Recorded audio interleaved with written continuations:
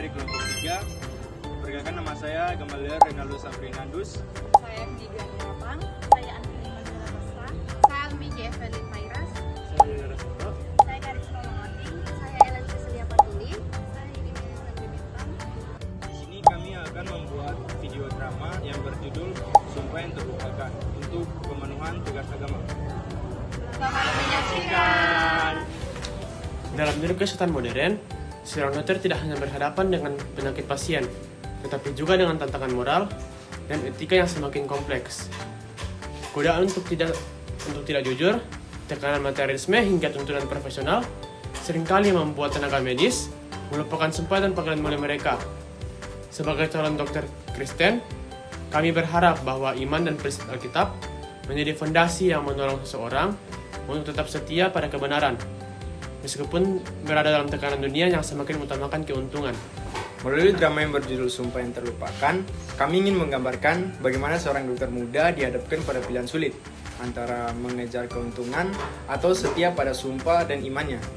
Drama ini dipilih karena relevan dengan kondisi nyata, di mana integritas dokter sering diuji oleh godaan uang, tekanan atasan, maupun kepentingan pihak tertentu. Nah, kami memilih tema ini agar kita semua diingatkan bahwa dokter Kristen dipanggil bukan hanya untuk menyembuhkan tubuh, tetapi juga menjadi teladan moral, terus memegang teguh etika, dan menghadirkan kasih Tuhan dalam setiap pelayanan. Permisi dokter. Ya, suster. Dokter, pasien bernama Bu Budi sudah ada. Namun ternyata Bu Budi tidak memiliki banyak uang dokter, tapi penyakitnya cukup parah dokter. Oh, tidak apa-apa. Silakan suruh saja dia masuk. Baik dokter. Ibu Budi silakan. Permisi dokter. Selamat pagi, Bu Budi. Silakan duduk. Ibu Budi ada keluhan apa, Bu?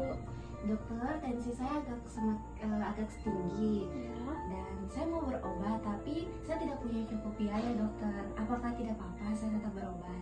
Oh, tidak apa-apa, Ibu Budi. Nanti saya akan resepkan, harganya terjangkau tapi kualitasnya bagus. Baik dokter, terima kasih banyak dokter. Tunggu ya, saya tuliskan resepnya.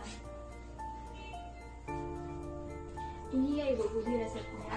Baik dokter, terima kasih dokter. Tuhan Yesus memberkati dokter. Semoga cepat sembuh ya Ibu. Terima kasih dokter. Matius pasal 6 ayat 19-20. Firman Tuhan, janganlah mengumpulkan harta bagi dirimu di bumi, di mana ngengat dan karat merusaknya dan pencuri membongkar serta mencurinya. Namun kumpulkanlah bagimu harta di surga yang tidak dirusak oleh ngengat dan karat, dan pencuri tidak membongkar serta mencurinya. Amin. Dokter ini, selamat pagi Bu. Kamu ini gimana sih? Saya tahu kamu itu adalah dokter yang pintar. Tapi jika kamu sering memberikan obat yang murah kepada pasien, rumah sakit ini bisa rugi. Mohon maaf Bu, tapi saya memikirkan bagaimana pasien kita yang tidak punya uang untuk berobat. Sekarang, dunia medis itu juga adalah bisnis. Dan ini bukan soal kemanusiaan. Kalau kamu begini terus, kita bisa rugi. Mohon maaf Bu, kali ini saya yang salah. Dan juga dunia medis sekarang itu juga adalah bisnis. Jika kamu tidak terbawa arus, kamu akan ketinggalan. Mohon maaf Bu, kali ini memang kesalahan saya. Ingat ya itu, dokter ini. Bu, mohon maaf ya.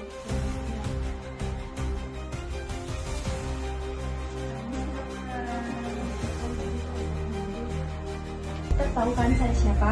Saya adalah istri pejabat. Saya percaya kalau dokter dapat menangani anak saya. Tolong masukkan dia dalam ruang terapi. Kalau perlu, dahulukan dia daripada pasien lain. Wah, itu tidak bisa Bu, semua harus sesuai prosedur rumah sakit.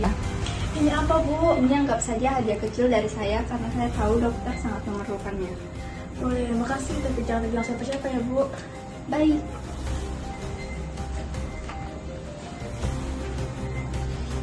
Dokter ini, ingat sumpah menurut keadilan. Ingat bahwa firman Tuhan berkata, akar dari segala kejahatan ialah mencintai uang, dan banyak orang yang menyimpang dari iman karena hal itu, dokter. Suster benar juga ya, saya sudah melakukan dosa. Saya akan memberikan ini suster.